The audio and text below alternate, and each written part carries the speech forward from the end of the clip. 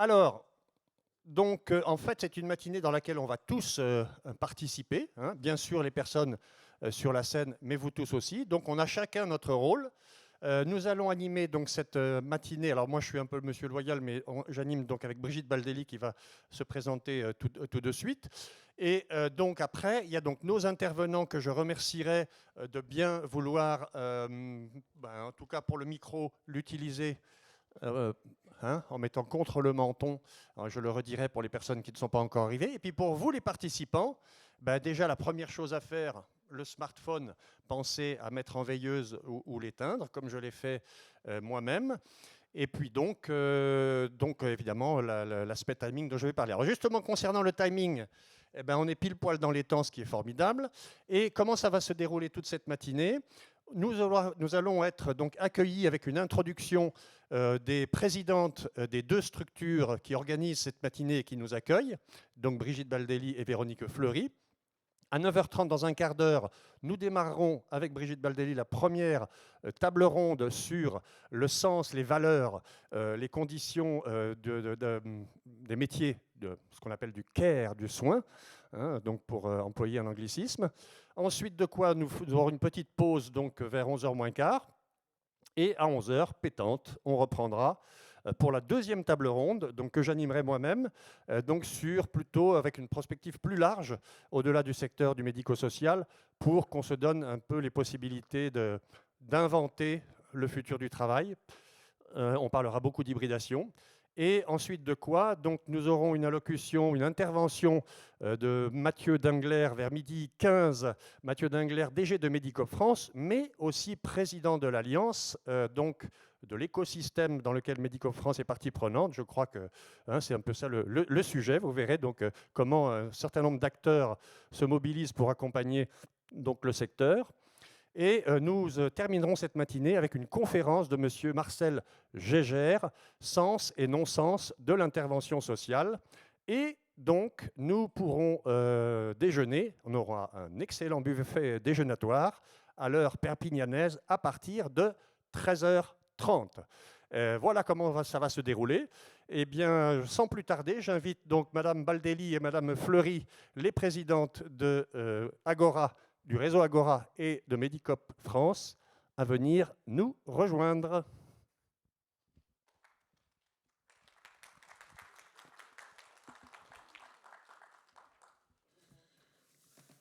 On se met là ? Oui, vas-y. Ok. Vous m'entendez ? Oui. Alors, premier petit souci technique, j'ai oublié mes lunettes. Donc, j'ai sur moi des lunettes vue et soleil, vous m'excuserez. Je ne vais pas à la plage, je vais bien vous parler, mais je vais être obligée de les mettre.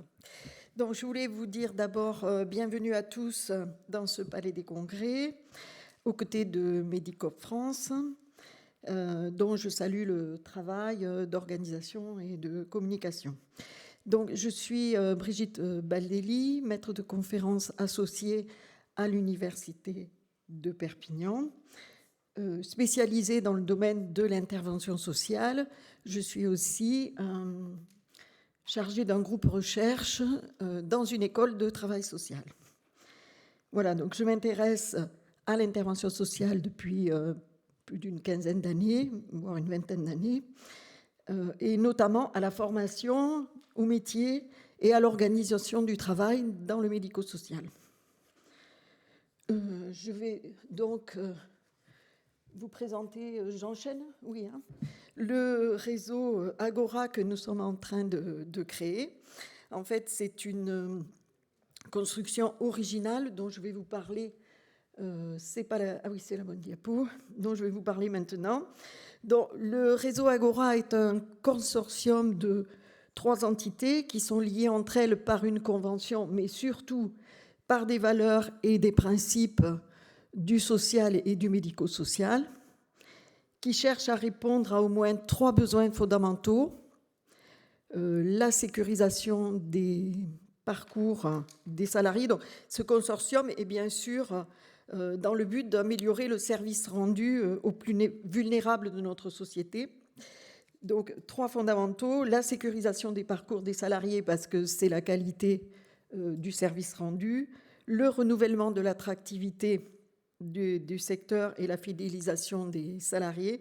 Et enfin, le troisième besoin identifié, c'est le besoin de réflexivité, le besoin de produire des connaissances dans ce milieu avec tous les acteurs, que ce soit les directeurs, les professionnels, les chercheurs, bien sûr, afin de réaliser des diagnostics partagés, de proposer des hypothèses de travail, de transformation, et de pouvoir les tester, si possible, grandeur nature, dans le groupement d'employeurs.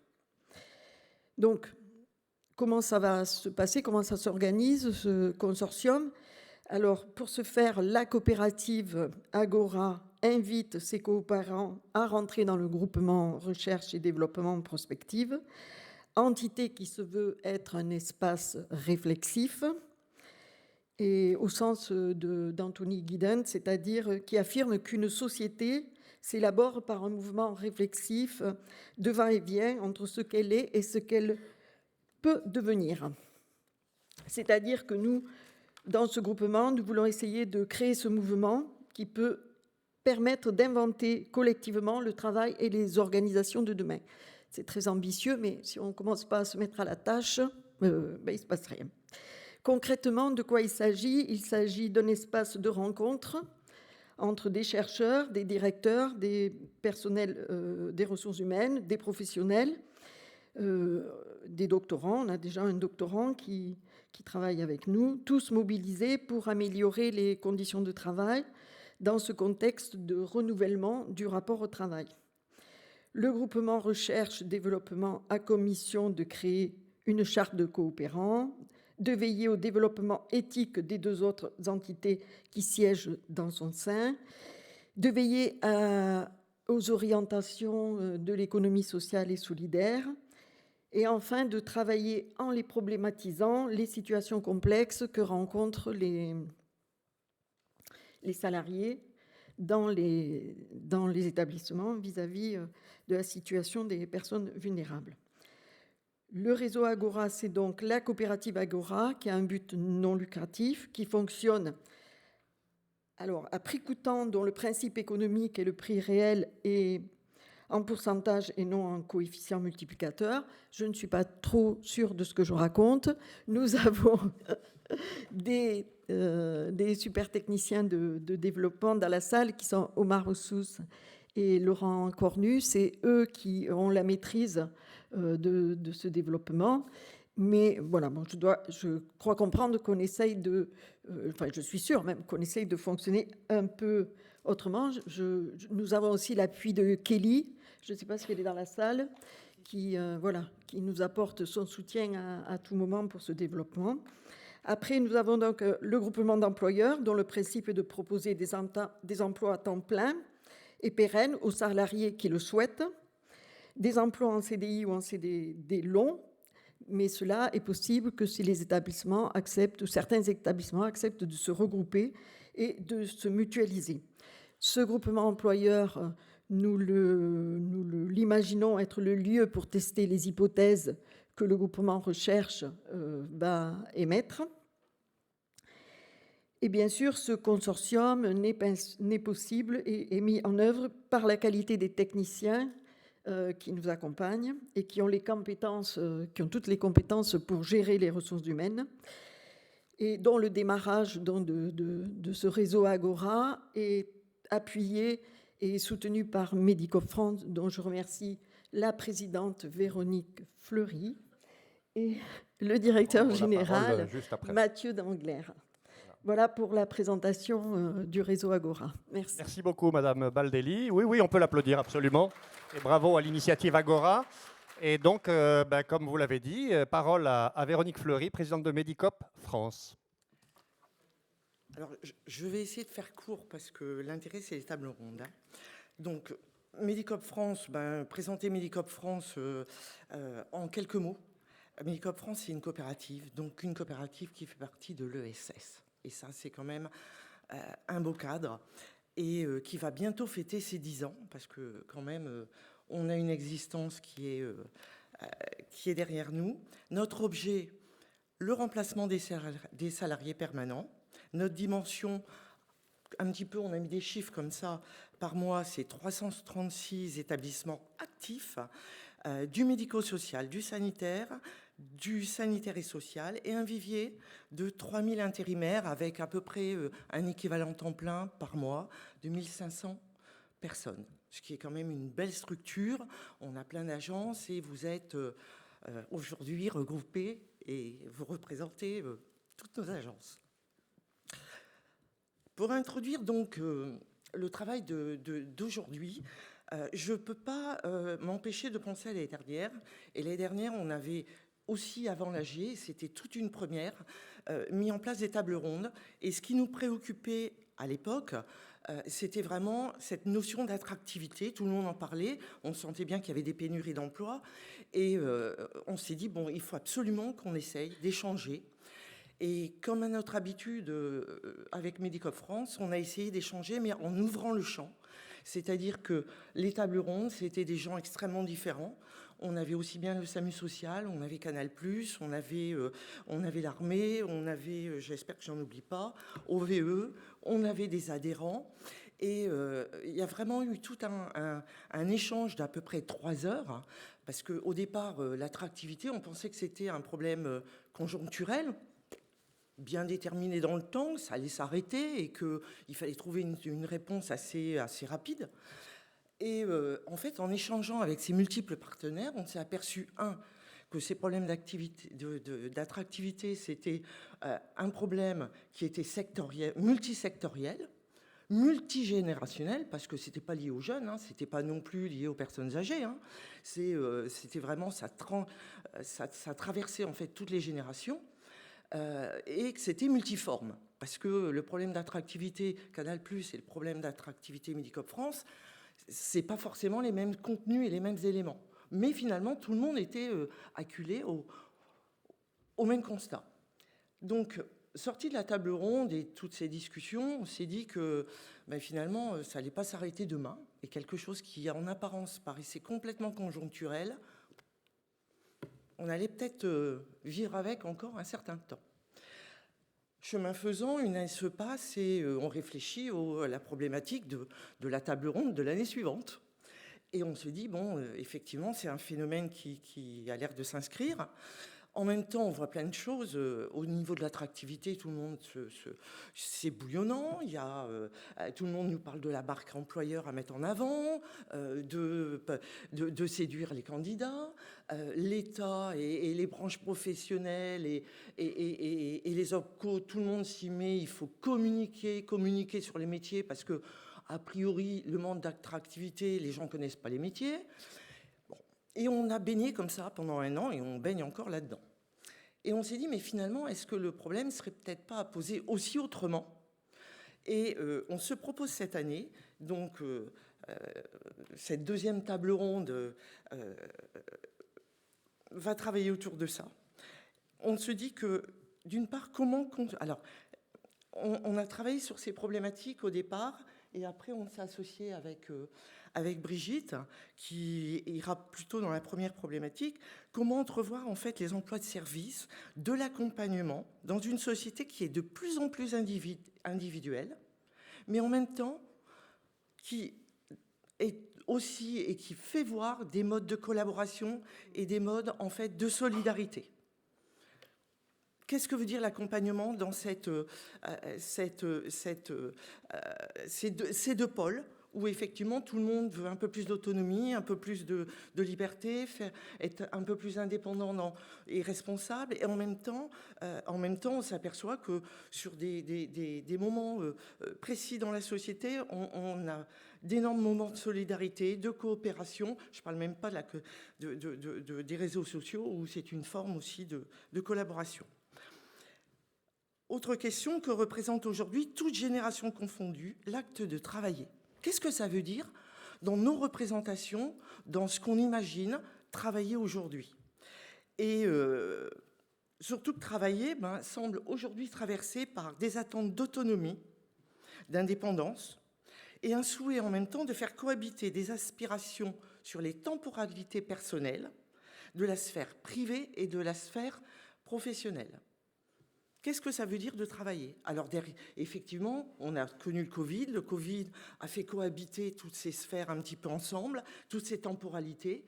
Que veut dire travailler? Et dernière question, la crise de Covid et le digital, effectivement, ont permis d'hybrider ces temporalités. Qu'est-ce qu'il en est de la pluralisation des formes d'emploi et de l'hybridation des statuts, dans la mesure où, effectivement, on a envie de tout embrasser, se faire plaisir dans notre sphère personnelle, faire cohabiter en même temps le travail, et que tout ça, finalement, soit dans un désir d'harmonisation, puisque je pense qu'à un moment donné, on y croit tous. Voilà. Et si toutes ces questions-là pouvaient répondre justement au futur du travail et le fait de mieux comprendre ce futur du travail pour mieux recruter et puis accompagner les salariés dans les organisations, ça serait pas mal. Je n'en dis pas plus. Je vous laisse tous la parole. Ben voilà, je crois que... Merci beaucoup Véronique. Je crois que le cadre est bien posé. On peut l'applaudir également, absolument. Et donc, sans plus tarder, puisque le cadre a été posé, on peut enchaîner immédiatement avec la première table ronde animée par Brigitte Baldelli, et avec les intervenants que j'invite à rejoindre la scène. J'appelais donc Mina Miziti, Joël Molins, Laurent Cavaillès et Damien Pachini. Pardon. Alors, les gens visio seront sur la deuxième table ronde. Voilà, justement, il faut qu'on fasse les petits tests à la pause, mais ce matin, sur la première...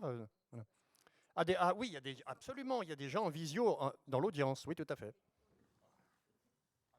Ils nous voient, nous, mais voilà. On saura après. Voilà. On verra ça, je pense, après. Oui, effectivement, vous n'êtes pas. On est là, donc physiquement présentiel en débat, mais en réalité, il y a plusieurs personnes qui sont là connectées en visio et qui écoutent nos échanges également. D'où l'intérêt, double intérêt de l'aspect du timing, justement. Donc, écoutez, c'est parti. Et donc, pour la première table ronde. Ça marche, oui. Du coup, j'ai toujours le problème des lunettes, mais ça va aller. Donc, on va essayer de tenir le timing parce que la matinée va être un peu dense entre les deux tables rondes et surtout la conférence de Marcel Gégère.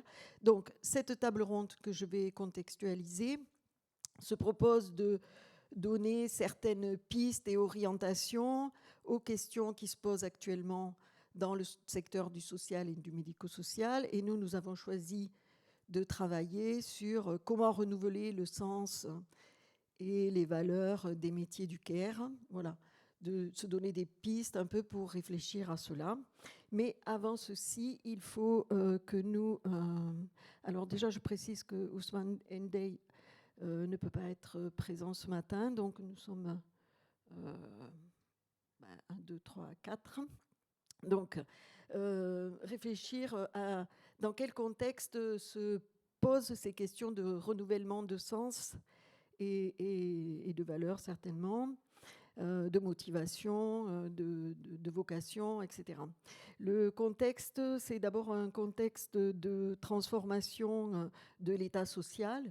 Nous sommes donc en train de passer d'un état social providence, ça fait quelques années que c'est déjà à l'œuvre, mais il y a une accélération de ce côté-là.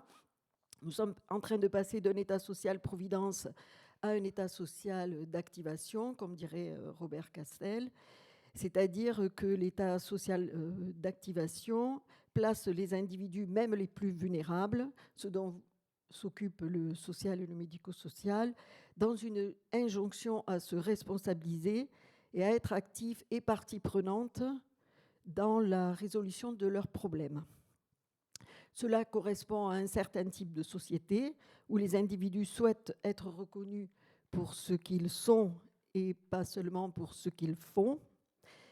Et dans ce contexte de transformation qui est à l'œuvre depuis un bon moment et qui s'accélère, comme je vais le dire, ce que nous allons essayer de faire à travers le groupement Recherche et Développement, c'est essayer de penser autrement, de sortir des discours interprétatifs dominants, comme dirait Alain Touraine, à qui on peut rendre hommage puisqu'il vient décédé ces derniers jours, donc célèbre sociologue de l'action. C'est-à-dire qu'il faut essayer de trouver des marges de manœuvre, des espaces de liberté et de créativité pour renouveler le secteur. Ça suppose aussi de s'interroger, comme l'a dit Véronique Lopez, sur le rapport au travail. Donc, je ferai allusion aux travaux de Daniel Linhart, sociologue spécialiste du travail en France, qui, dans son dernier ouvrage, nous rappelle comment nos organisations de travail et donc nos organisations sociales et médico-sociales sont pour la plupart d'entre elles, dans des formes tout à fait tayloristes, c'est-à-dire avec une verticalité importante, un fonctionnement avec un endroit où il y a la décision, c'est-à-dire se fabriquent les décisions, le siège social, avec les CA et les CODIR, etc., etc. Un endroit qu'on appellerait le bureau des méthodes, où on va retrouver les chefs de service, les coordinateurs en tout genre, et puis à l'usine, les ouvriers, donc si vous voulez, à l'usine, sur le terrain, les professionnels de terrain, d'ailleurs on les appelle comme ça, les professionnels de terrain. Donc ce fonctionnement très pyramidal de nos organisations sociales et médico-sociales, cette vision tayloriste, est certes va permettre une certaine productivité, surtout quand on fabrique des voitures, mais quand on travaille dans le care, dans le soin, dans l'humain, dans le rapport à l'autre, on s'aperçoit que ça va aussi produire des effets néfastes qui sont de plus en plus visibles, notamment par rapport à l'engagement des personnes, enfin aux difficultés que ça peut créer. Cynthia Fleury nous rappelle que ce n'est pas une question de perte de sens des métiers, que le soin et l'éducation sont des fonctions anthropologiques, sociales et anthropologiques qui ont un sens en elles-mêmes. Depuis la nuit des temps, on soigne les personnes, on s'éduque entre nous, etc. Donc le sens, il est humain. Mais par contre, comme le souligne le Haut Conseil en travail social à travers son livre blanc, c'est bien les organisations de travail qui peuvent amener ce sentiment de perte de sens. Bien sûr, on sait bien que les directions d'établissement ont des directives et des contraintes et des injonctions, mais ils n'ont pas que cela, ils ont aussi le pouvoir. Ils ont le pouvoir à freiner l'hyper-bureaucratisation. Ils ont le pouvoir d'inventer des formes de travail, ils ont le pouvoir à agir, et je pense qu'il est temps qu'ils s'en saisissent. Bien sûr, on sait qu'on est dans une période de rationalisation de l'argent public. Il est normal d'avoir des formes de reporting, tout ça, on ne remet pas en question, mais il y a un équilibre à trouver entre ces contraintes imposées par l'organisation générale d'une nation et le service qu'on rend aux personnes et la place qu'on donne aux actions anthropologiques de soins et d'éducation. Il ne faut pas qu'elles se perdent dans la gestion, en fait.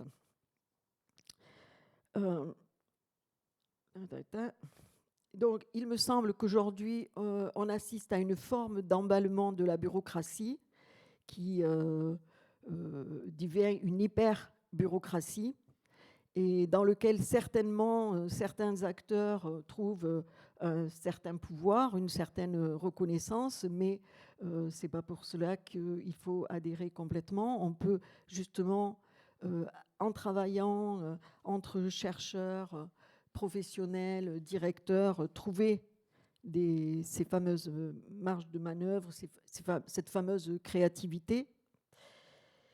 Et concrètement, il s'agit de créer donc ces espaces collectifs réflexifs dans lesquels les problèmes seront posés de manière scientifique et pas seulement de manière managériale.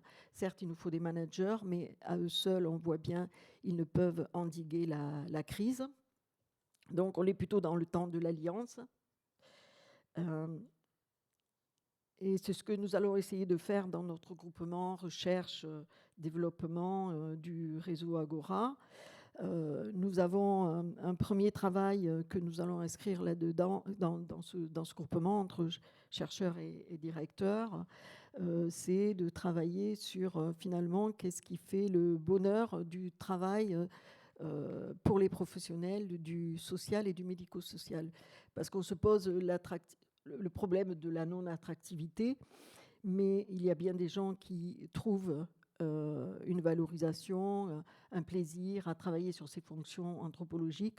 C'est à eux qu'on veut donner la parole pour qu'ils puissent nous dire finalement qu'est-ce qu'ils trouvent dans ces métiers. Et voilà pour l'introduction de la table ronde. Nous allons essayer de poursuivre ces pistes ce matin. Je vais d'abord donner la parole à Mina Miziti, qui est coach des organisations, formatrice en RH, qui travaille dans un service RH d'un hôpital. Elle a un poste en termes de développement et elle va nous proposer sa vision théorique et pratique des choses. Voilà, je vous remercie.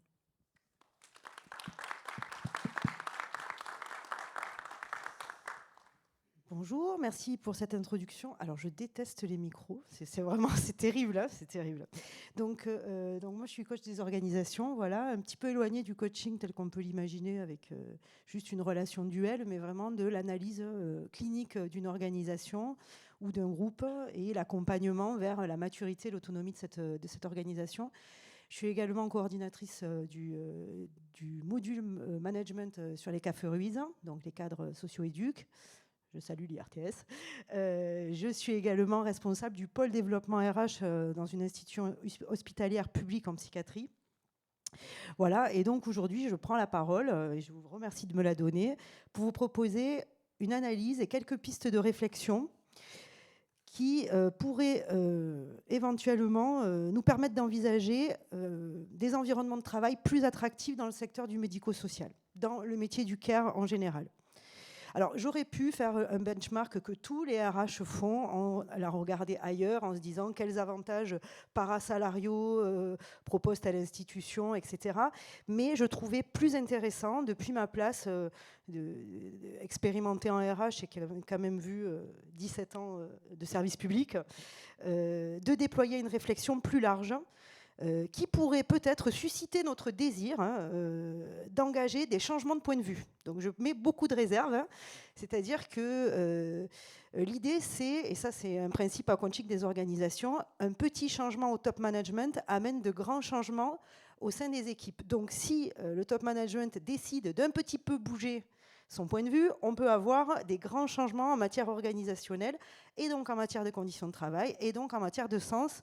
Et je rejoins Brigitte Badeli qui dit que les métiers du care ont du sens en soi et que peut-être c'est nos organisations qui viennent le vider. Voilà. Alors, l'une des premières causes de désertion de nos professions du care, et quand je parle du care, je ne parle pas que des soignants, je parle aussi des administratifs, des gestionnaires, des cadres, enfin de tous ceux qui œuvrent dans ce secteur-là. C'est un sentiment de découragement, il me semble-t-il, et une perte du sentiment de qualité du travail. C'est-à-dire qu'on a l'impression qu'on ne fait pas aussi bien qu'on pourrait faire. On a le sentiment d'être empêché. Et pour essayer de comprendre un peu ce sentiment et peut-être cette réalité, je ne suis pas sociologue, donc je n'ai pas mené d'enquête, mais peut-être un jour, je vais vous parler de la notion de confrontation de logique, qui est une notion simple, mais qui permet aussi de lire les choses. Alors pour commencer, c'est ce que je disais, je pense qu'on peut se mettre d'accord sur un point, c'est que les professionnels du métier du care ont quelque chose en commun, c'est qu'ils sont tous là parce qu'ils ont envie d'œuvrer pour le bien commun. Donc, ils sont façonnés par une très forte identité professionnelle et des valeurs. Ils ont choisi ce secteur d'activité et chacun œuvre, mais chacun à leur manière, et c'est là qu'on en vient. Chacun à leur manière, et donc ces identités professionnelles, elles vont se déployer et se polariser autour de deux idéologies principales. Voilà, qui sont alors une idéologie, je reviendrai sur ce que c'est dans quelques secondes, mais ce sont des idéologies puissantes parce qu'elles sous-tendent des logiques, des comportements et des raisonnements. Donc, en fait, des façons de faire qui sont difficilement... c'est difficile de les remettre en cause. Donc, juste pour rappeler, une idéologie, c'est juste un ensemble de convictions, de valeurs et de principes qui n'a pas valeur de vérité, mais qui permet de faire équipe. et qui permet le partage d'un langage commun. Et ça, c'est la première façon de faire humanité, c'est quand même de pouvoir se parler. Donc, si on me permet la métaphore sportive de boxe, même si je ne suis pas boxeuse. D'un côté du ring, on a une idéologie soignante dans laquelle on va retrouver des valeurs fortes comme la dignité humaine, la bienveillance, c'est-à-dire la prise en compte des besoins psychologiques, physiques de chacun, l'autodétermination comme levier du soin, hein, c'est-à-dire qu'on considère que la personne elle est capable de choisir son destin, l'intérêt supérieur de l'usager singulier, c'est-à-dire que chaque usager s'inscrit dans une situation singulière, et le résultat visible pour l'usager. Donc jusque-là, on est dans une idéologie qui est tournée vers l'autre vulnérable. Je ne vous apprends rien. Voilà, c'est ce qui motive les métiers du care. Et de l'autre côté, on a une idéologie administrative qui se réfère à un autre système de croyances et de convictions et de valeurs, dans lesquelles on retrouve aussi de bonnes choses, hein, il n'y a pas de bon ou de mauvais, hein, dans lesquelles donc on a l'efficacité et l'efficience, c'est-à-dire l'optimisation des ressources disponibles, tandis que dans l'idéologie soignante, on a quelque chose qui est plutôt autour du quoi qu'il en coûte. Là, on dit ça va coûter, et en plus, les ressources disponibles sont limitées. Donc, on change de paradigme. La planification et l'organisation, c'est-à-dire qu'on veut des processus clairs pour gérer les situations. Et du coup, on se retrouve avec une uniformisation de la façon de gérer des situations, alors qu'on a dit que l'usager et les situations étaient singulières. On souhaite aussi, dans cette idéologie, on s'appuie aussi sur la transparence des décisions, qui est en soi une très bonne chose. Mais ça voudrait dire que chacun devrait avoir quelque part le corpus de connaissances pour comprendre la décision prise. Bon. Par exemple, un directeur financier, quand il prend une décision, c'est assez compliqué d'aller expliquer à quelqu'un qui n'y connaît rien pourquoi il a pris cette décision. Et donc, on en arrive à un aplatissement des décisions, c'est-à-dire que pour que ça soit compréhensible, on va prendre la décision la plus simple et la plus lisible, même si peut-être ce n'est pas la meilleure, parce que ça nous demanderait un effort de pédagogie, d'aller expliquer, et ça brouillerait. Donc d'une ambition qui était très positive, on se retrouve avec un résultat qui n'est pas optimal.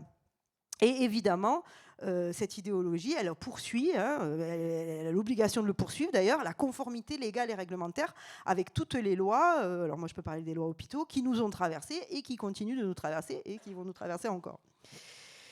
Donc ça crée des comportements qui ont des aspects positifs et négatifs et qui ne permettent pas de se retrouver tout le temps aux mêmes endroits. Alors attention, je voudrais redire, hein, je ne suis pas en train de dire qu'il y a les gentils soignants et les méchants gestionnaires.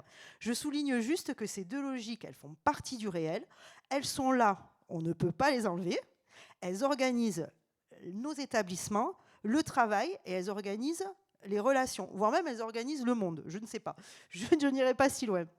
Alors pourquoi on en est là? Parce que c'est un héritage des sciences de l'organisation et du taylorisme, et que le médico-social n'est pas parvenu à s'extraire de ces logiques-là, parce qu'il s'est laissé engouffrer dans la modernisation des méthodes de travail, et donc on est allé comme ça. Voilà, donc cette confrontation, elle a des effets, hein. Elle a des effets et surtout, soit ça crée des logiques d'affrontement, soit ça s'annule, parce que des forces opposées comme ça s'annule, ça crée un certain immobilisme ou du moins une grosse lenteur. En fait, qu'est-ce qui se passe? C'est vraiment l'objet de travail, c'est-à-dire que les soignants, leur objet de travail, c'est le patient et sa survie, et les gestionnaires ou les administratifs, leur objet de travail, c'est la structure et sa survie. Les deux sont louables, et surtout, les deux sont intrinsèquement liés, c'est-à-dire pas de soignant sans structure, pas de structure sans soignant. Donc, il y a une espèce de chose comme ça qui est très silotée et qui avance en parallèle et qui est une source de charge mentale énorme, mais pour tous. C'est-à-dire que je pense que chacune des parties prenantes a conscience de ces écueils et de ça, même si c'est pas forcément une conscience consciente, mais on sent bien que parfois on manque un peu quelque chose. Donc cette confrontation, elle crée des nouvelles... alors cette confrontation, elle est complètement accrue avec la pénurie de professionnels, avec l'augmentation du contexte réglementaire. Et là où peut-être dans les années 80, on savait que ça existait, mais ça nous... Voilà, il y avait les administratifs et voilà, les autres. On cohabitait sans fracas ni tracas. Maintenant, on en parle tout le temps. Et ça crée une très forte charge mentale, ce que je venais de dire. Et ça crée aussi des nouvelles pathologies. Alors qu'on connaissait très bien les pathologies physiques liées au métier du care, apparaissent des nouvelles pathologies liées à la santé mentale. Et ces pathologies, ces pathologies, je ne sais pas, je ne suis pas médecin, mais en tout cas ces troubles ou ces affections de la santé mentale, elles viennent, on peut le dire, du désir de travail empêché. C'est-à-dire que le désir n'aboutit pas à la satisfaction qu'il pourrait provoquer. On remarque, alors pourquoi ça se passe comme ça? On remarque une érosion en fait des ressources subjectives. C'est-à-dire qu'on a des ressources physiques pour travailler, voilà, et on a aussi des ressources subjectives, c'est-à-dire un corpus de connaissances, de valeurs, de représentations qui nous permet de s'inscrire dans un monde professionnel et de le comprendre. Et ces ressources-là, elles s'épuisent. C'est-à-dire qu'on ne donne pas d'espace ou de... Alors, je ne sais pas si c'est des espaces, moi, je n'ai pas les solutions, hein, si vous attendiez, je ne les ai pas forcément toutes, mais on n'a pas d'espace ou en tout cas de machines ou d'endroits où fabriquer à nouveau ces ressources subjectives qui étaient hyper riches, puisque dans les métiers du care, on travaille avec l'humain et l'objet de travail, c'est l'humain. La sociologie, la psychologie, les sciences de l'éducation, en fait, toutes ces sciences illimitées, quoi. Donc, forte de cette analyse peut-être un peu pessimiste, je m'excuse, je pense qu'on a quand même des pistes de réflexion et des choses à ouvrir. Et qu'il faut augmenter ces ressources subjectives pour tout le monde.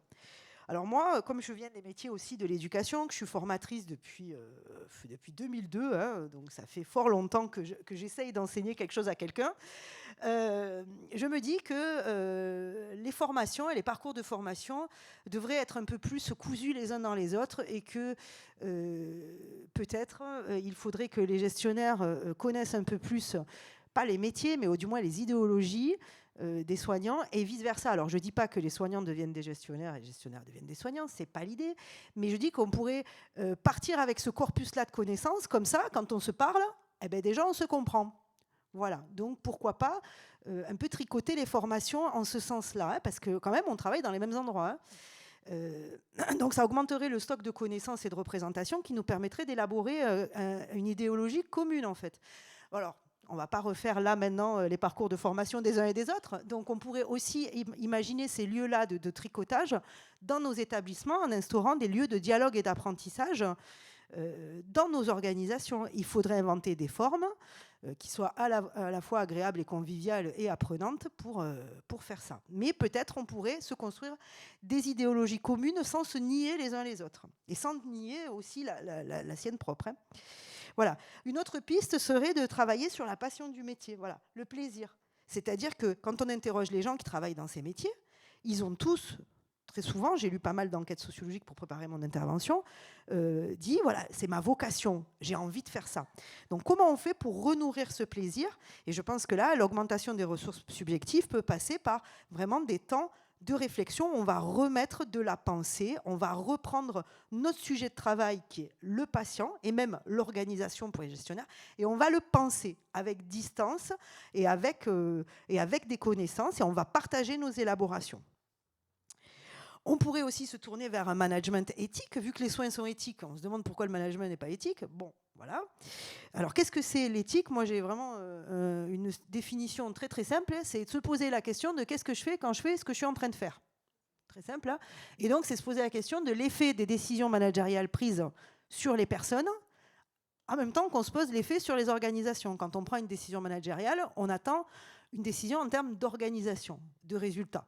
Voilà. Mais on ne se pose pas trop la question de qu'est-ce que ça fait à la personne. Voilà. Donc, aller vers l'éthique, ce serait ça.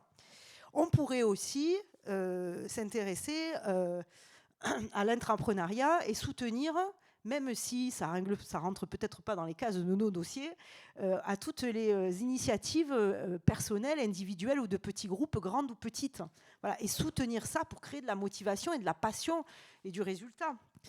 Voilà. Plus largement, et je conclus, il faudrait qu'on arrive à un moment donné, et ça c'est au top management, mais je pense même au très top management ministériel, de pouvoir arriver à supporter un peu plus de flou, de non-tracé, pour que l'usager, quelque part, redevienne, mais pour tous, hein, tant les gestionnaires que les soignants, hein, redeviennent une énigme dont on cherche la clé, et pas se dire si j'applique le protocole truc, alors la situation est réglée.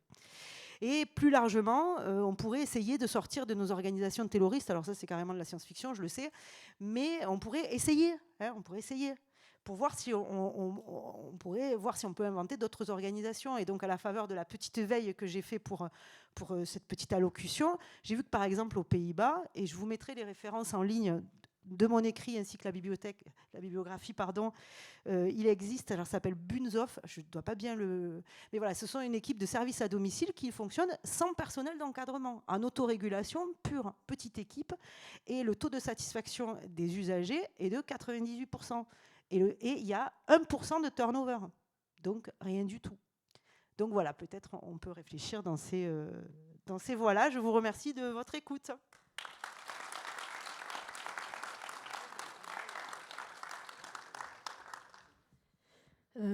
Merci Mina pour cet exposé qui nous place bien dans le cœur du problème et avec ces différentes pistes que l'on pourrait suivre. J'en profite pour dire ce que j'ai oublié de dire tout à l'heure, c'est que Réseau Agora a un site internet et un blog dans lequel nous pourrons déposer des articles. Par exemple... ce qui se dit ce matin et qui est écrit, on peut le déposer sous forme d'article sur ce blog. Voilà. Donc maintenant, je vais passer la parole à Laurent, qui est directeur général de plusieurs établissements et d'une association qui s'appelle Pyrénées Solidarité, si je ne m'abuse, et qui va nous proposer aussi sa vision des choses et sa manière de poser le problème. Oui, merci Brigitte. Merci à toi pour l'invitation. Merci à Medicop pour l'organisation de cette journée. Et puis je voudrais remercier chaleureusement Marcel Gégère parce que pour son œuvre, pour votre œuvre, je m'en suis inspiré quand j'ai passé mon diplôme de directeur. Je pense au bouquin Diriger un établissement médico-social que vous avez coordonné. Je peux vous assurer que vous êtes une référence, une valeur sûre pour le coup. Et c'est pour moi un honneur aujourd'hui que vous soyez présent à Perpignan. On grandit toujours à travers nos rencontres et nos lectures. Hein. Et pour ma part, vous êtes quelqu'un de très inspirant. On le disait tout à l'heure, moi je crois qu'après, on est en capacité, nous, dirigeants, de donner l'élan à nos entreprises. Certes, parfois, on n'est pas aidé, mais moi, je n'irai pas sur le sujet aujourd'hui des conventions, des salaires, etc. Parce que j'estime que je n'ai pas les mains assez libres pour pouvoir du coup avoir des solutions de ce côté-là. Mais par contre, on a des solutions à notre portée au quotidien pour être auprès de nos équipes. Et quand on lit l'œuvre et qui n'est pas finie de Marcel, je pense moi à la confiance, je pense au respect, au participatif. Comment on fait vivre tout ça, parce que nous en sommes les garants et, comme il le répète, on est le premier rouage de nos mécaniques institutionnelles. Merci, en tout cas, Marcel, pour tout ça. Moi, je me méfie toujours des réponses simples face aux questions compliquées. Je veux simplement dire, à travers aujourd'hui mon intervention, je veux traduire beaucoup d'humilité parce que c'était quand même un sujet très vaste et très compliqué aujourd'hui, qui est finalement le travailler ensemble, mais vous le verrez quand je vais le développer, je pense surtout au vivre ensemble par rapport à tout ce que l'on vit et par rapport à ce qui a été dit depuis ce matin, l'évolution du coup de nos métiers. La société évolue avec une approche différente vis-à-vis du travail, même si nous sommes loin quand même de l'objet de torture, hein, parce que travail vient du latin tripalium. Heureusement quand même, on n'en est pas là. Mais c'est vrai que je crois qu'aujourd'hui, il faut qu'on arrive à aller vers un travail qui permet d'avoir des notions salvatrices, émancipatrices, qui remettent la place de l'homme au sein d'une société marchande qui malheureusement n'est dictée aujourd'hui que par la course au profit. Nous amenant aujourd'hui à constater que nous avons scié sur finalement la branche sur laquelle nous sommes assis par rapport à beaucoup de choses. Je vais d'ailleurs prendre l'exemple de l'environnement, dans ce qu'il va falloir à la fois que l'on change et à la fois avoir un regard différent. Moi, quand on faisait des photocopies à l'époque, on pouvait faire des dizaines de photocopies sans se poser la question si derrière il y avait des arbres, si derrière il y avait une forêt, quel avait l'impact de cette forêt. Moi, j'en suis même aujourd'hui à culpabiliser quand je prends la voiture, parce que je me dis, mais bon sang de bonsoir, bonjour Laurent, l'empreinte carbone que tu vas laisser. Ce que je veux dire à travers ces exemples, alors on pourrait parler de l'environnement, mais on pourrait parler aussi du développement personnel, de l'articulation, de la vie privée, vie professionnelle. Je crois qu'il y a quand même quelque chose qui s'est joué après la Covid. Les réseaux sociaux, ou encore donc du coup l'intelligence artificielle, ça sera ma conclusion. Mais je me dis qu'aujourd'hui, effectivement, tout ça renvoie à l'éthique. Forcément, c'est-à-dire que si pendant longtemps la place de l'entreprise était, alors même ça n'a pas été glorieux cette période-là, mais rappelez-vous, c'était les valeurs fondamentales, on avait bien la famille, la patrie et le travail. Là aujourd'hui, on voit bien avec une notion du travail qui était très très forte. Quand on lit Germinal, quand on voit les mineurs, et puis tout ce qu'il y avait autour, tout était centré autour de ça. Sauf qu'aujourd'hui, ce n'est plus le cas. Parce que, je le redis, à chaque fois qu'on va avoir un geste, aujourd'hui, ce geste va bien au-delà de l'entreprise dans laquelle nous sommes. C'est-à-dire que tout aujourd'hui, les jeunes, il y en a beaucoup aujourd'hui, bon, plus féminines, ça caractérise notre secteur, mais effectivement, elles vont aborder le travail d'une manière tout à fait autre que la nôtre. Nous, on était vraiment centrés sur l'entreprise. Or, aujourd'hui, y compris quand le salarié est dans l'entreprise, ben on s'aperçoit qu'il est entouré d'autres choses qui vont venir interpénétrer au jour le jour son quotidien, qui vont venir du coup bousculer ce qu'il est, y compris même, si je poussais le bouchon, en se disant que parfois, on nous demande de faire des choses alors qu'ils ne sont pas forcément néfastes pour notre travail, mais néfastes pour la nature. Et du coup, comment je me positionne? Bon. Donc là, je crois que moi, à travers aujourd'hui les valeurs, il faut absolument aller chercher l'éthique. Et presque, je me pose la question, est-ce que la déontologie aura encore à terme, aujourd'hui, quelque chose à vendre dans notre entreprise? Je le crois de moins en moins, parce que la déontologie, je la mets bien sur le volet professionnel, alors que l'éthique, je la mets bien sur le volet personnel. Sauf que l'on voit bien aujourd'hui que tout est en interaction. Nous devons donner du coup un sens à cette œuvre commune, une appartenance qui va du coup nous réunir, et avec deux niveaux, parce que je crois qu'il faut qu'on ait conscience à la fois, ce que je disais tout à l'heure, il y a des facteurs du coup qui sont exogènes, sur lesquels en tant que dirigeant on va avoir des difficultés du coup à pouvoir avoir concrètement à mener des actions par rapport à ça. Puis après il y a quand même des facteurs que je dirais endogènes. Il y a deux facteurs, en tout cas endogènes, dont je pense qu'il faut prendre la réalité aujourd'hui. Mina l'a dit tout à l'heure. Rappelez-vous, quand la loi du 2 janvier 2002 est sortie, certains avaient utilisé le mot de papiériser le travail social. C'est une réalité. C'est aujourd'hui une réalité. Or, si moi je croise ce que me disent les jeunes professionnels quand ils arrivent chez nous, quand ils sont en quête de sens par rapport à ce qu'ils vont faire, c'est le langage, c'est la communication, c'est le rapport à l'autre. C'est, quand je dis le rapport à l'autre, y compris physique, sauf que dans la réalité, il y a toute une part donc, du métier qui a évolué et qui va tendre aujourd'hui vers ce domaine administratif. Et si je vais plus loin, ce domaine administratif va renvoyer aujourd'hui à tout ce qui est de l'ordre du numérique. Sauf que, là encore, alors... on voit bien dans les formations, je ne sais pas comment elles évolueront, mais que l'ensemble de nos formations ne prépare pas bien à ces objets numériques, voire même pour beaucoup, s'ils font du coup ces formations-là, c'est parce qu'ils n'ont pas forcément ils n'ont pas en tête de se dire moi j'ai envie de devenir informaticien. Ils ont plutôt envie d'être, dans ce que je disais tout à l'heure, le rapport à l'autre. C'est ça la quête de sens qu'ils vont aller. Or, aujourd'hui, notre modèle tel qu'il est impulsé ne le favorise pas. Donc ça, je crois qu'il faut vraiment qu'on ait en tête le fait que le métier a changé et peut-être effectivement, nous, au sein de l'organisation, faire en sorte que ce volet-là soit le moins lourd possible pour les équipes, parce que sinon, il y aura forcément une quête de sens à la sortie. Bon, après, il y a une autre dérive quand même auquel j'ai assisté avec cette loi du 2 janvier 2002, c'est la sémantique. Alors, vous rappelez-vous, avant 1975, on parlait de débiles, arriérés mentaux. La loi de 1975, du coup, est arrivée. On a commencé à parler de personnes handicapées. Et puis, on est arrivé en 2002 avec usagers.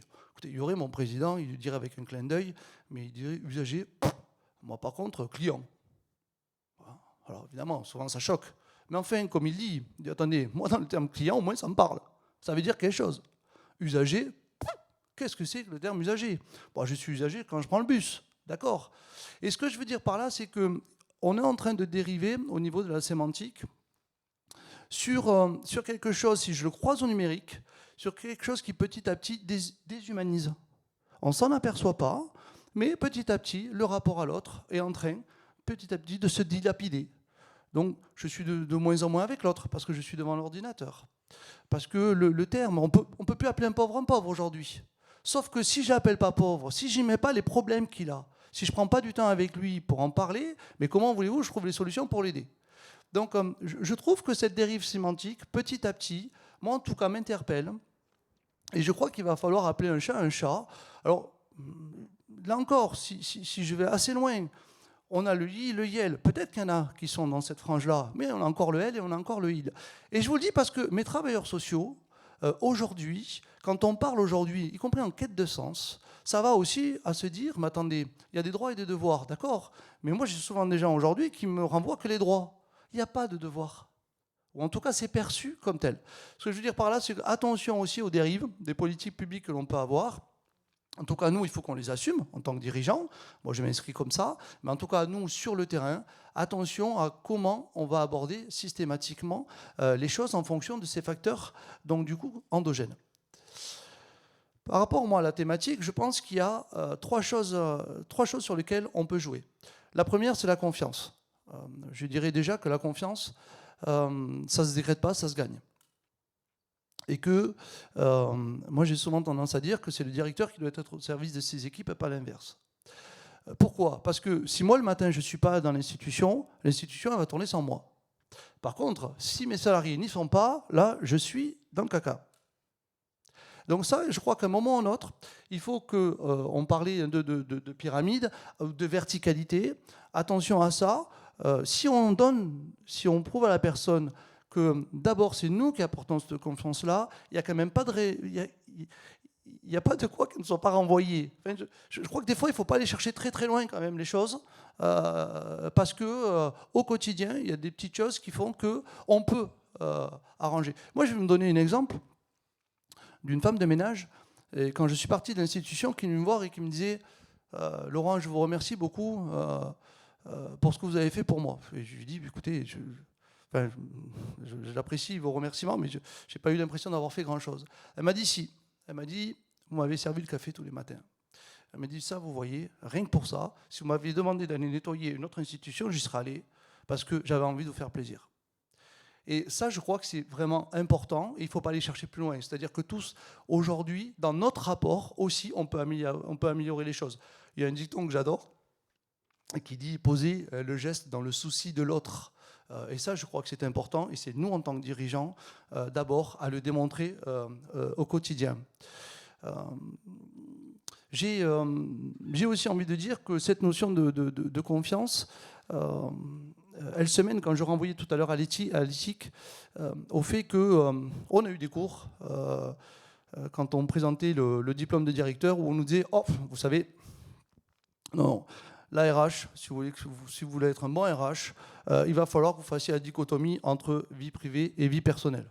La vie privée, hors de question de s'en occuper, restez sur ce champ-là. » Moi, je peux vous dire que mon assistante actuelle, qui a vécu des choses très difficiles dans sa vie, venait au travail parce que du coup, c'était la seule chose qui pouvait la faire tenir. Ça aurait quand même été très difficile de lui dire, écoutez madame, là vous pleurez, non, partez, moi ce qui se passe chez vous, c'est pas mon problème. Ce que je veux dire à un moment ou à un autre, là aussi il faut qu'on se questionne dans nos organisations. Et ça, je vais vous dire que l'organisation, elle fasse 1000, 3000, 4000, 5000 salariés, ça ne changera rien. C'est-à-dire que nous, à chaque fois en tant que dirigeants, comment on va se positionner au quotidien avec nos équipes là-dessus. Moi, je leur dis tout le temps, on peut tout se dire. L'essentiel, c'est de mettre du respect dans ce que l'on va se dire. Après, le reste, que ce soit du privé, du professionnel, on sait bien que c'est impossible de se dire que la personne, à partir du moment où elle va arriver à 8h, pof, le personnel a disparu. Oh, extraordinaire. Et puis par contre, à 17h, pop, là, ça revient. Non, ça, c'est pas possible. Et je crois que quand je dis le thème de la confiance, encore plus nous dans le social, parce qu'on aurait souvent en tête ça, en se disant « Ah, mais le social, moi, j'y vais y travailler parce que les gens, du coup, ils sont sympas et qu'on arrive à se parler plus qu'ailleurs. » Non, c'est pas vrai. C'est pas vrai. Ça ne découle pas comme ça. Voire même, je peux vous dire que pour travailler avec de nombreux entrepreneurs privés, ils ont peut-être beaucoup plus à nous apprendre par rapport à tout ça. Je crois qu'il y a des choses aussi, quand on parle du taylorisme, du fordisme, moi je me revois encore avec le film de Les Temps modernes, hein, le fameux film de Charlie Chaplin. Moi je crois qu'on parle de confiance aujourd'hui, on veut tout baliser. On veut baliser les portables que l'on met à disposition de nos professionnels. On veut baliser les voitures dans lesquelles ils vont se déplacer. On fout des pointeuses partout. Enfin, moi je crois qu'aujourd'hui, de toute manière ça ne changera rien. Moi, pour avoir assisté à la mise en place de pointeuses dans des institutions, mais vous pouvez mettre les pointeuses à 8h, d'accord, il sera là à 8h et puis il va repartir à 17h. Mais qu'est-ce qui vous dit qu'il aura bossé ?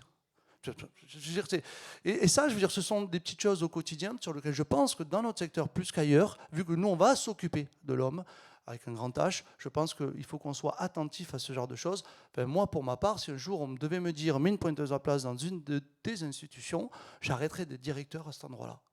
Parce que je pense que justement, je dois vous laisser la confiance pour que vous puissiez vous épanouir. Et quand on voit tout ce qui peut être mis en place, forcément, ça ne donne pas envie à la personne de venir. Ensuite, je parlerai de l'utilité. Et ça, je vais le coupler à la responsabilité.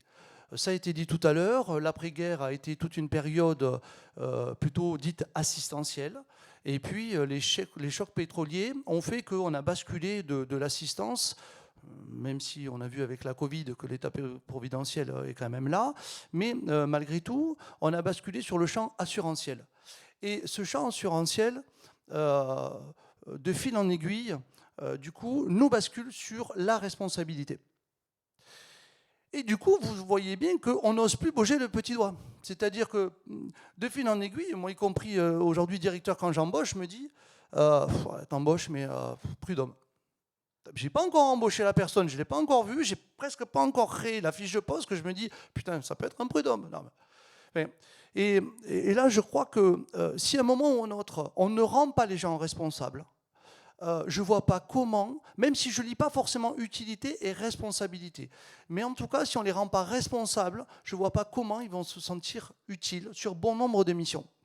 À nous d'être attentifs par rapport à ça. Moi, j'avais un exemple dans une des institutions que j'ai eu à gérer, où, par exemple, les surveillants de nuit qualifiés ne pouvaient prendre aucune décision sur l'éducatif. Aucune. Parce qu'ils travaillaient de nuit. Comment voulez-vous, au sein des équipes, créer un climat de confiance, donner du sens ? La personne disait, mais moi, je sers à quoi la nuit, du coup ? Donc là encore, je crois qu'en tant que manager, on a parlé, il n'y a pas de petit métier, il n'y a pas de sous-métier, ça a été dit, de la femme de ménage à l'homme d'entretien.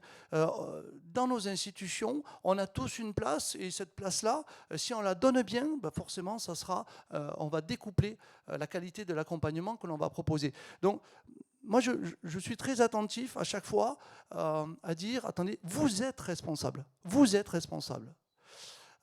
On ne peut pas à chaque fois, mais même si c'est nous souvent qui le créons, hein, cette notion de peur, où la personne se dit, même si j'agis, je peux faire mal, et si je fais mal, du coup, ça peut avoir des répercussions. Ça, je crois qu'il faut qu'on arrive à créer les conditions au sein de nos institutions pour faire en sorte que chaque personne soit en cohérence avec ses missions et qu'elle puisse les faire vivre le plus librement possible. Et puis, on a la formation. On n'en parle pas assez, mais notre secteur, il est extraordinaire. Moi, j'ai toujours en tête un collègue DG qui a commencé comme surveillant de nuit et qui a fini donc directeur général. Mais on forme, notre secteur forme encore, il faut le dire, il faut le valoriser. C'est bon, avec les OPCO santé, les centres de formation, mais c'est extraordinaire tout ce qu'on peut faire chez nous. Et alors en plus, avec des secteurs qui sont très divers, très variés, sur lesquels on peut aller sur l'ingénierie, on peut effectivement aller sur des postes de cadre, mais il y a vraiment de quoi exploiter. Et ça, c'est vraiment dommage parce que par rapport à d'autres secteurs, moi je trouve qu'on est vraiment très performant là-dessus. Regardez aujourd'hui, quelqu'un on dit le système des collectivités territoriales s'effondre. Évidemment, il n'y a pas de formation, il n'y a rien. Bon, donc, excusez-moi, je suis un peu bavard. Mais là, vraiment, je crois que ça, il faut qu'on soit capable de le dire, il faut le mettre en avant. Ce secteur-là, n'importe qui va démarrer chez nous peut avoir de très, très belles carrières. Je vous disais tout à l'heure que quand je vous parlais d'intelligence artificielle, on est sur un glissement d'homme-machine. Et ça, je crois qu'il faut vraiment qu'on y pense. Parce que j'ai toujours peur qu'à chaque fois que se développe de plus en plus le numérique, l'intelligence collective disparaisse. Et donc, alors, non, mais je vais finir avant les 2 minutes. Et donc, je vais finir en clin d'œil par rapport à l'intelligence artificielle. Mais non pas de m'y opposer, hein, mais simplement de dire que finalement, moi, j'opposerais, enfin, pas opposer, mais je dirais que face à l'intelligence artificielle, parfois, je me pose encore la question s'il ne vaudrait mieux pas qu'on reste encore à la connerie artisanale. Merci.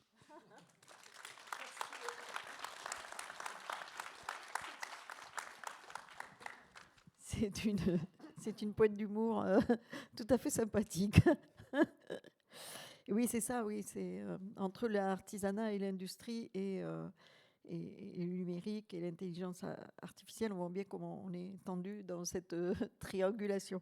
Je te remercie d'avoir mis l'accent sur la question sémantique, et parce que pour moi, ce changement de sémantique qu'il y a dans le secteur, elle marque quand même une rupture avec les sciences sociales. C'est-à-dire qu'on est de plus en plus embarqué du côté certainement de l'entreprise, mais il n'y a pas de jugement de valeur dans ce que je dis. Mais effectivement, le regret que j'ai, c'est comment on peut faire jouer peut-être l'entrepreneuriat social et les sciences sociales et les problématiques qui se trouvent actuellement, quoi. Merci. Donc, on va donner la parole à Joël Molins, qui est aussi directeur, mais dans notre secteur, puisqu'il est directeur d'une structure d'aide à domicile, et que les problèmes se posent peut-être un peu autrement, et qu'il va nous donner son point de vue. C'est ça. Bonjour à tous. Donc je suis directeur de services d'aide et d'accompagnement à domicile, des services qui ont une place très particulière dans le monde médico-social, rattaché il y a peu et avec une histoire qui les a structurés d'une façon radicalement, ou en tout cas suffisamment différente du reste des services médico-sociaux. Pour débuter mon propos, je commencerai par ouvrir ou défoncer quelques portes qui sont déjà ouvertes. Le nombre de personnes âgées en France augmente, le nombre de personnes âgées dépendantes en France augmente, le nombre de personnes âgées dépendantes qui souhaitent rester à domicile en France augmente. On est aujourd'hui sur une véritable volonté politique d'un maintien à domicile. Je pense que tous, à notre place, nous sommes d'accord sur le fait que nous souhaitons, même quand nous serons dépendants, rester à la maison. Donc en gros, s'occuper des vieux, c'est chouette. Le problème, c'est qu'en faire son métier l'est beaucoup moins. Depuis la création des services d'aide et d'accompagnement à domicile, la question de l'attractivité de ces métiers s'est toujours posée. C'est d'ailleurs, je dirais, quelque chose qui est un biais dans leur fabrication, puisque ce sont des services qui ont été pensés notamment sur la question de l'aide et de l'accompagnement, bien sûr pour leurs bénéficiaires, mais de l'autre côté aussi comme un moyen d'insertion pour des publics qui étaient eux-mêmes très éloignés de l'emploi et pas forcément attirés par les métiers qui sont aujourd'hui ce qu'on appelle les métiers du care. Donc cette particularité, je ne vais pas non plus trop m'apesantir dessus sur ce que sont les services d'aide à domicile. Je pense que nous en avons tous des représentations. Il n'y a pas très très longtemps, il y avait un article dans Le Monde qui relayait la sortie d'un nouvel ouvrage sur ce monde en souffrance que seraient les services d'aide et d'accompagnement à domicile. Je ne vais pas revenir non plus sur les représentations que l'on peut en avoir d'un métier qui est mal payé, d'un métier sur lequel on est sur du temps partiel généralement subi, sur un métier qui est déqualifié avec des gens qui n'auraient pas les diplômes nécessaires ou ne seraient pas amenés à faire des formations particulières. Ce qui va m'intéresser, moi, en tout cas dans le propos qui a été fait, et qui vient d'arriver à la direction d'un service comme un service d'aide et d'accompagnement, c'est d'essayer de trouver en dehors, je dirais, des grands leviers qui peuvent être aujourd'hui actionnés pour rendre ce métier plus attractif et permettre de pouvoir affronter ce défi aujourd'hui de ce qu'on appelle le virage domiciliaire. C'est de voir d'un côté, je dirais, tous ces leviers qu'on nous présente, mais qui sont à un niveau plutôt macroscopique et sur lequel moi j'ai assez peu d'accès. Et de l'autre côté, tout ce qui est de ma place à moi en termes de responsable d'un service qui emploie 60 aujourd'hui aides à domicile. Quels sont les leviers que je pourrais moi activer avec les salariés, bien évidemment, dans le cadre d'une co-construction, d'une amélioration des conditions d'emploi, plus que simplement je dirais, l'idée aujourd'hui de la QVT sur un certain nombre de points qui pourraient y être rajoutés. Le premier des points qui vient quand on parle de l'aide à domicile, c'est principalement la question salariale. Alors je rassure tout le monde, au contraire de souvent ce qui est dit, il n'y a pas de salarié de l'aide à domicile qui est payé au-dessous du SMIC. En tout cas, pas dans les services. Les gens qui font du gré à gré, ça peut être un autre problème, ça peut être d'autres choix. Mais en tout cas, dans les services qui sont agréés, en général, on y rentre quand on n'est pas diplômé avec au moins le SMIC, ce qui veut dire qu'on est toujours sur le minimum de ce qui est payé à quelqu'un qui n'a aucune qualification. Savoir aussi que sur ces questions salariales, je dirais qu'entre 2021 et 2023, un effort gigantesque a été fait avec des augmentations salariales principalement pour les gens diplômés, qui ont augmenté les salaires de mes intervenantes à domicile de presque 15% en l'espace de 2 ans. Ce qui n'est pas rien. Ça a été un effort absolument énorme qui a été fait. Alors, bien sûr, avec l'impulsion de la situation Covid, mais avec, je pense, une vraie prise en compte de la part du secteur.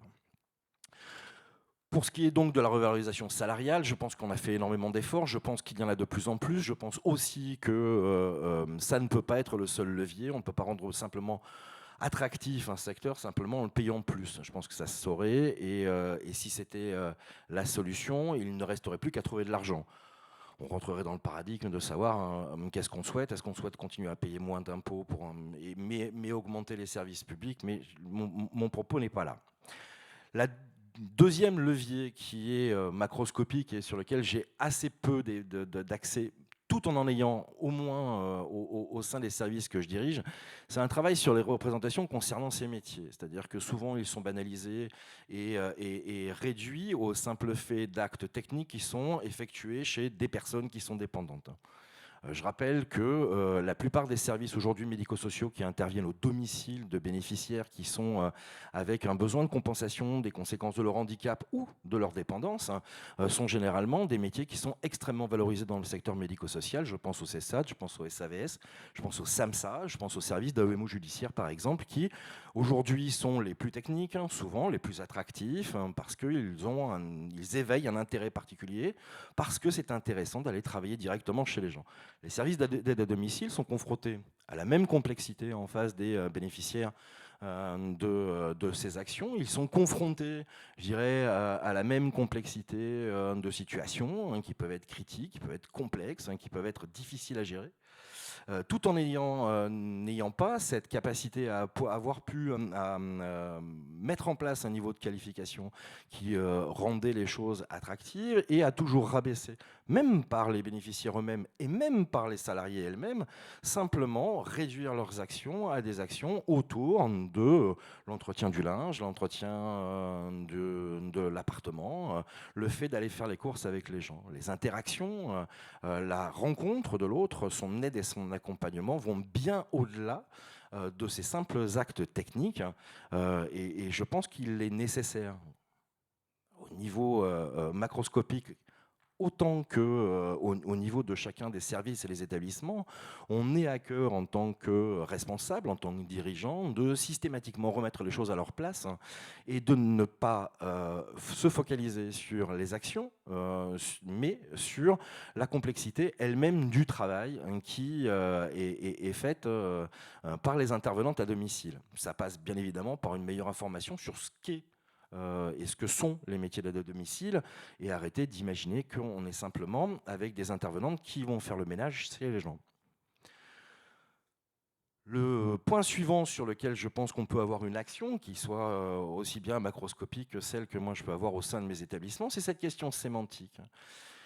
Les intervenantes à domicile qui travaillent dans des services d'aide et d'accompagnement ne sont pas des femmes de ménage. Je pense qu'il est important de se censurer là-dessus. Et ce n'est pas qu'une question purement de nettoyage de notre langue ou pour choisir des biais. On est bien dans un secteur de l'aide et de l'accompagnement à domicile. Ça veut dire que L'activité qui est mise en place est une activité de média qui sert à l'accompagnement des personnes au travers de cette activité. On est sur un schéma qui est à peu près le même que celui d'un moniteur d'atelier en ESAT, dont la finalité n'est pas la production en elle-même, mais bien l'accompagnement de la personne en situation de handicap dans ce qu'il va pouvoir retirer du travail qu'il va pouvoir mettre en place, tout en compensant les conséquences de son handicap. Si on imagine le métier d'aide à domicile en prenant cet axe-là, on sort de cette idée qu'on est avec des femmes de ménage qui interviennent. De la même façon, arrêtons de parler d'aide ménagère. Il n'y a plus d'aide ménagère, on ne parle plus de ça, et ça fait au moins 10 ans que ça n'existe plus. C'est le passé de l'aide et de l'accompagnement à domicile. Je pense que si chacun de sa place emploie le vocabulaire qui est adapté à ce qui est la réalité du travail des intervenantes à domicile, ça n'ira que dans le sens de la valorisation de ces métiers-là. Et que c'est aussi comme ça que les intervenantes à domicile arriveront à s'approprier ce langage et à comprendre qu'elles sont de véritables travailleurs sociaux. Au même titre que les autres qui interviennent à domicile ou ceux qui interviennent dans les établissements et services du secteur. Bien évidemment, il faut aussi poursuivre l'effort de professionnalisation. Alors là, à un niveau macroscopique, je parlais des moniteurs d'atelier par exemple juste avant, il y a une obligation de formation des moniteurs d'atelier dans les ESAT. C'est une obligation, ça fait partie de la réglementation. Il n'y a pas d'obligation de la formation des aides à domicile qui est faite aux établissements. Alors bien sûr, on a une obligation, je dirais comme dans toutes les entreprises de former notre personnel, mais il n'y a pas d'obligation spécifique. Une des voies qui est possible, c'est, et qui aurait pour finalité d'avoir du personnel qui soit qualifié et reconnu comme tel, et bien évidemment de mettre une obligation du même type. Et ça ne me semble pas utopique. La deuxième, c'est bien évidemment, au niveau d'un service comme le mien, c'est de favoriser l'accès à des formations non seulement certifiantes, donc celles qui font entre 2 et 4 jours, mais aussi à des formations qualifiantes. Sur 2023, depuis mon arrivée, j'ai 4 aujourd'hui salariés sur 60 qui sont partis cette année sur les formations niveau AES, donc sur les formations qui sont les formations d'assistante de vie aux familles, diplôme qui vient d'être modifié très dernièrement, donc pour des formations qualifiantes. Des primo-arrivants, mais aussi du personnel qui est présent depuis de nombreuses années. J'ai 2 salariés qui sont en cours de validation du même diplôme dans le cadre de la validation des acquis de l'expérience. Et nous avons 48 salariés sur les 60 qui partent sur des formations entre 2 et 4 jours sur les principaux axes auxquels sont confrontés le personnel de mon service, principalement sur des pathologies spécifiques, sur de l'accompagnement en fin de vie, sur les besoins et les attentes de nos bénéficiaires, donc, et qui sont spécifiques aussi, ceux des personnes âgées qui sont à domicile. Un autre point macroscopique sur lequel malheureusement je pense que je n'aurai aucun pouvoir et aucune possibilité, c'est le changement de mode de tarification. On en parlait tout à l'heure sur le fait qu'il était important de pouvoir laisser des espaces aux professionnels de terrain pour pouvoir exprimer un certain nombre de choses. Je vous rappelle que l'aide à domicile est le seul secteur médico-social qui est payé à la minute. C'est-à-dire que nous avons des intervenants, imaginons ça en CESAD, 3 secondes, des intervenants qui arrivent au domicile, qui pointent, qui font leur intervention au domicile et qui pointent en partant. Ce pointage va non seulement chez leur employeur, mais aussi directement aux services qui sont les services qui payent, notamment ceux du conseil départemental. Après, on n'a plus qu'à discuter avec le conseil départemental si on est d'accord sur les heures. Cette tarification-là engendre immédiatement un certain nombre de difficultés. Pensez qu'en 30 minutes, on est capable de pouvoir accompagner dignement et de façon bienveillante un repas, je pense que c'est illusoire. Surtout quand les remontées qui sont faites par les intervenants à domicile, qui ont la compétence sur le terrain technique de pouvoir dire qu'il faut 10 minutes de plus pour accompagner le monsieur ou la dame, ne peuvent pas être entendues comme ça, puisque les réévaluations des plans d'aide qui sont faits par le conseil départemental sont faits par leur service et pas par les services directement d'aide et d'accompagnement à domicile. Même si on a un autre mot à dire, je ne suis pas du tout fâché contre le conseil départemental, au contraire, je pense qu'on est dans un dialogue qui est constructif, mais ce mode de tarification à l'acte, qui pour le coup est extrêmement violent, je veux dire, c'est très clair, les bénéficiaires reçoivent la facture dans laquelle il est indiqué à la minute près, c'est même au centième d'heure, c'est même pas de la minute près, le temps qui est passé à leur domicile et qui leur est facturé. Je pense que ce qui va être important aussi, c'est qu'on ait une meilleure coordination et que les services d'aide et d'accompagnement à domicile existent un peu plus dans l'environnement médico-social général et que les formations, par exemple, puissent se faire dans les mêmes endroits que les autres formations du secteur, que l'on ait plus d'interaction et que l'on puisse travailler main dans la main. Je ne sais pas, il y a ça très longtemps, j'étais éducateur, je travaillais en action éducative en milieu ouvert à Narbonne et on avait énormément de liens avec les services d'aide à domicile qui étaient à côté, notamment des TISF avec lesquels on travaillait pour du maintien à domicile. Imaginez le maintien à domicile ou en tout cas l'accompagnement et l'aide que pourraient fournir nos services pour des personnes en situation de handicap qui sont accompagnées par des SAVS ou les SAMSA ou pas. Je pense que c'est quelque chose qui est aussi de nature à valoriser et à rendre intéressant le métier d'aide à domicile, en tout cas beaucoup plus que ce qu'on peut l'imaginer aujourd'hui. Tout ça, ce sont des choses sur lesquelles j'ai assez peu la main. Par contre, il y a des leviers qui sont directement à ma portée, à moi, en tant que directeur. Des premières idées moi, qui m'est venue, c'est la question de l'adaptation des locaux. On a des locaux aujourd'hui qui ne reçoivent pas de public, puisque ce sont des locaux uniquement pour le personnel support et administratif. 2 minutes, oui, pas de souci. Donc uniquement par rapport à ça, et je pense que ce qui serait intéressant, c'est d'avoir des salles qui sont à partager par les aides à domicile, où elles puissent venir boire un café, venir rencontrer le personnel support, venir se rencontrer entre elles. De la même façon sur la question des organisations, bien évidemment, la mise en place d'espaces collectifs, d'espaces réflexifs. Il n'y a pas assez de temps de réunion. C'est un secteur médico-social dans lequel on pense que ce n'est pas important de se réunir autour des situations.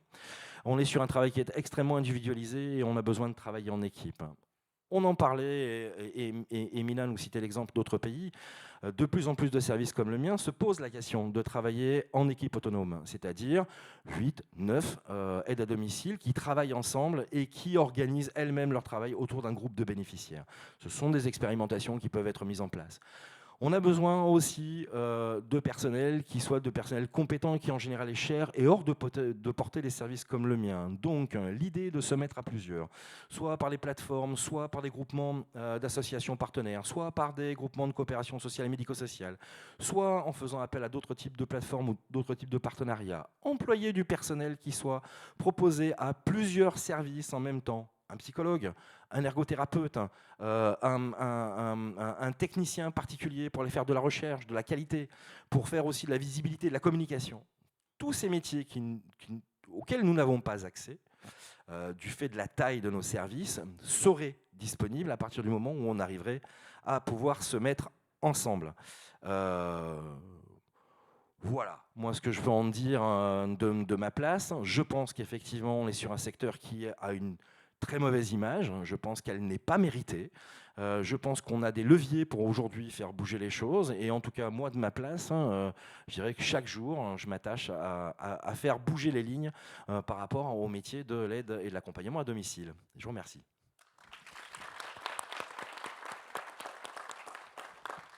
Merci Joël de poser ainsi le problème. Alors, tout comme Laurent tout à l'heure, on voit bien que la question sémantique qui construit les représentations et qui va ensuite articuler les actions et les relations et les interactions entre les services, les individus, etc., est extrêmement importante et donc qu'il ne peut pas y avoir de travail social, pour moi, sans lien avec les sciences sociales. Enfin, il me semble que c'est une évidence, mais c'est bon de le rappeler. Effectivement, tu es dans un secteur qui est vraiment mis à part de l'intervention sociale et on aurait tout intérêt à se rapprocher. C'est ce qu'on va essayer de faire à travers le réseau Agora. Et quand tu parlais, bien sûr, je me disais, mais bien sûr, c'est un groupement d'employeurs qui serait tout à fait utile dans ce secteur si jamais on y arrivait à un moment donné. Et aussi... ce que je voulais dire, c'est, je l'ai oublié, c'est pas très grave. Je vais laisser Alors, notre dernier invité de cette table ronde, peut-être ça... Ah non, juste, je voulais dire que, je ne sais pas si c'est la Norvège ou la Finlande, je ne me souviens pas tout à fait, qui a complètement supprimé les EHPAD. Je ne sais pas si vous avez vu l'article qui est passé dans Le Monde. Ils ont complètement supprimé les EHPAD. Il n'y a plus d'EHPAD, à part pour les personnes qui sont vraiment grabataires ou Alzheimer, mais tout le reste se fait à domicile. Avec, bien sûr, ça pose des nouveaux problèmes, les problèmes, voilà, oui, des problèmes d'argent. Alors, l'État, c'est complètement, l'État de ce pays, c'est complètement investi dans le financement, hein, pour que ce soit possible, en fait. Tout l'argent qu'ils ne mettent plus dans des structures lourdes à faire fonctionner, ils le mettent dans des aides à domicile, la structuration du secteur et l'amélioration du secteur. Oui, vas-y, on a le droit, hein. On a le droit de parler. Hein. Je pense que le maintien à domicile est quelque chose de très intéressant. Après, il faut réellement se rendre compte de ce que ça peut représenter. Dernièrement, on a été sollicité pour accompagner une dame sur une sortie d'hospitalisation après un AVC. Donc jusque-là, je dirais du traditionnel. Cette dame a choisi, elle est jeune, hein, 61 ans, de venir habiter en front de mer parce qu'elle trouvait que c'était chouette, hein, d'être au bord de la mer, notamment d'habiter à Argelès-Plage, dans un petit logement cabine. La réalité du retour à domicile pour cette dame, c'est qu'elle est aujourd'hui enfermée dans 25 mètres carrés. C'est-à-dire que le maintien à domicile demande non seulement d'avoir du personnel formé, mais aussi des structures, des bâtiments, des logements qui soient adaptés.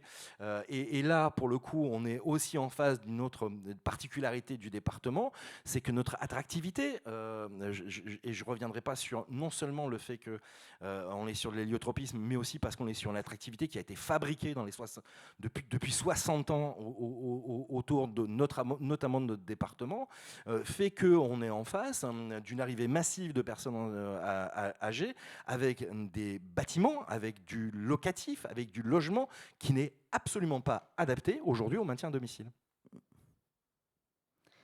Oui, donc c'est un travail écologique en fait, surtout tout l'environnement, c'est l'écologie du travail social. Alors maintenant, on va donner la parole à Damien. Alors Damien, c'est un professionnel de terrain, c'est celui qu'on forme, c'est celui que vous recrutez, c'est celui qui est dans le face-à-face avec les personnes concernées, avec les personnes vulnérables. Damien, il va vous dire pourquoi il est là, mais je l'ai invité parce qu'il a un parcours particulier qui me semblait qu'il allait bien illustrer tous les propos que l'on vient de tenir. Voilà, c'est à toi Damien. Merci Brigitte, bonjour à tous. Alors pour recontextualiser, Brigitte, elle m'a contacté parce qu'elle m'a dit qu'elle faisait une recherche sur l'attractivité du travail social et le bonheur au travail. Donc, je suis ici pour vous dire que je suis heureux au travail. Je suis éducateur depuis 2006 et je suis heureux au travail depuis 2018. Depuis 2018, j'ai pris le statut de travailleur indépendant. Alors, je suis éducateur spécialisé en indépendant, mais je ne travaille pas tout seul. Je refuse de travailler tout seul et je ne pourrais pas travailler tout seul. Donc, je travaille pour le PCPE de l'UNAPI 66 depuis quelque temps. Un PCPE, c'est un pôle de compétences et de prestations externalisées qui, après, sous notification de la MDPH, accompagne des personnes majeures présentant des troubles du spectre autistique et qui n'ont pas de solution de prise en charge. Donc je travaille avec eux, mais ce n'est pas tout ce que je fais. Je suis aussi formateur, en travailleur indépendant aussi, mais je ne travaille pas tout seul, je travaille pour HPS Formation, enchanté Laurent, et j'interviens par ce biais-là au sein de l'IRTS de Perpignan. Donc je suis sur plusieurs guidances, j'accompagne des groupes d'étudiants dans l'élaboration et la rédaction de leurs écrits certificatifs. Et j'interviens aussi d'un sein de dispositif à l'IRTS qui s'appelle Oasis. Donc Oasis, c'est un dispositif de préformation au métier du social qui accueille des personnes qui ont nouvellement une RQTH, une reconnaissance de la qualité des travailleurs handicapés. Donc aujourd'hui, je suis heureux. Mais avant d'être heureux, j'étais profondément malheureux. Je suis arrivé jusqu'à friser le burn-out. Donc avant de travailler en indépendant, j'ai travaillé dans un établissement non médicalisé, médicalisé dans un premier temps et non médicalisé dans un deuxième temps. J'ai fait ça pendant 11 ans. Et j'ai fini par être profondément malheureux parce que je me suis senti empêché de faire mon travail, justement. Et empêché de faire mon travail par les êtres humains ou les groupes d'êtres humains présents au sein de cette organisation-là. Donc, en préparant cette intervention-là, j'ai eu le choix entre faire la liste des raisons pour lesquelles j'étais profondément malheureux ou énumérer certains points qui font qu'aujourd'hui, je suis très heureux et très épanoui au travail. Ça ne se voit pas parce que j'ai beaucoup le trac là. Donc, ma nature positive et optimiste et peut-être résiliente font que j'ai envie d'énumérer les raisons pour lesquelles je suis heureux aujourd'hui. Dans la première des raisons, c'est aucune soumission hiérarchique. La deuxième, une liberté d'accompagner totale, du moment que ma pratique et que l'élaboration de ma pratique montre un sens des responsabilités certains, qui respectent un cadre d'intervention, un cadre légal et des principes éthiques. Le troisième point, je travaille dans des équipes toutes petites qui, de mon point de vue, facilitent la cohésion entre les différents membres qui la composent. Des équipes toutes petites qui facilitent l'élaboration de l'intervention. Cinquième point, la liberté d'élaborer et de mettre en œuvre une démarche d'accompagnement totalement centrée sur la personne et ses aidants familiaux. Le sixième point, la temporalité de l'accompagnement totalement centrée sur la temporalité de la personne accompagnée. Et enfin, et non des moindres, un bas seuil d'exigence envers les personnes accompagnées. Un bas seuil d'exigence envers les personnes accompagnées qui favorise l'émergence et le développement de potentiel, le développement de l'estime de soi et la confiance en l'autre, ce qui libère une capacité de la personne à envisager des futurs pour ainsi entrer dans une dynamique de changement. Pour conclure, c'était super rapide en fait.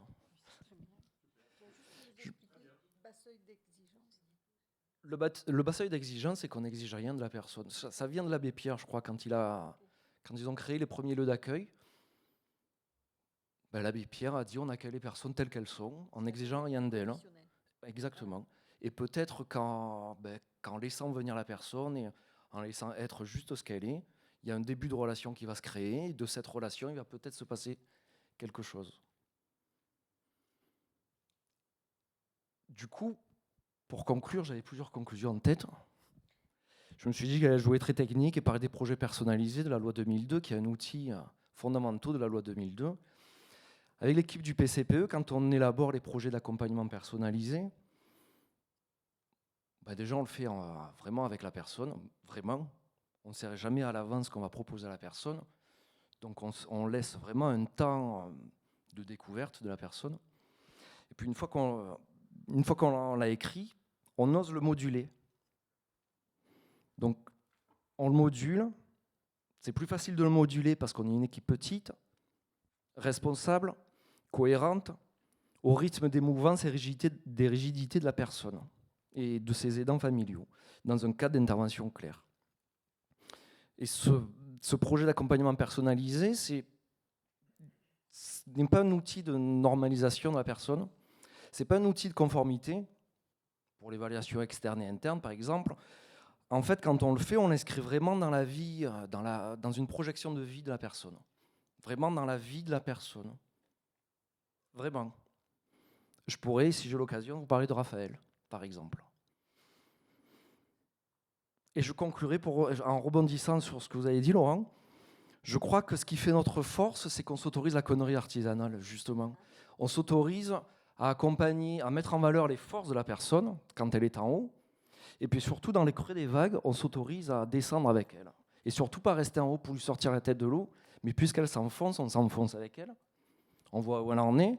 Et quand on sent qu'elle va pouvoir donner le coup de pied, on l'aide à mettre ce coup de pied-là. Mais surtout, on ne lui met pas de tremplin, en fait. On plonge avec elle. Et aujourd'hui, Raphaël. Merci.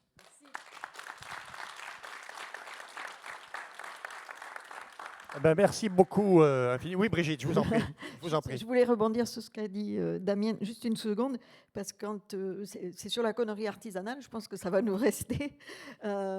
Effectivement, moi, ça me fait penser de suite à Hannah Arendt et la belle œuvre, le beau travail, le travail dont on est fier, et c'est ce dont tu viens de témoigner, c'est-à-dire un travail dont tu es fier, et par opposition à un travail où on est empêché, c'est-à-dire un travail laborieux, un travail qui donne peu de plaisir, un travail qui devient une charge, Et je pense que c'est de ça que tu nous as parlé. Et effectivement, la connerie artisanale, ça va avec le beau travail, la belle œuvre qu'on a envie de réaliser.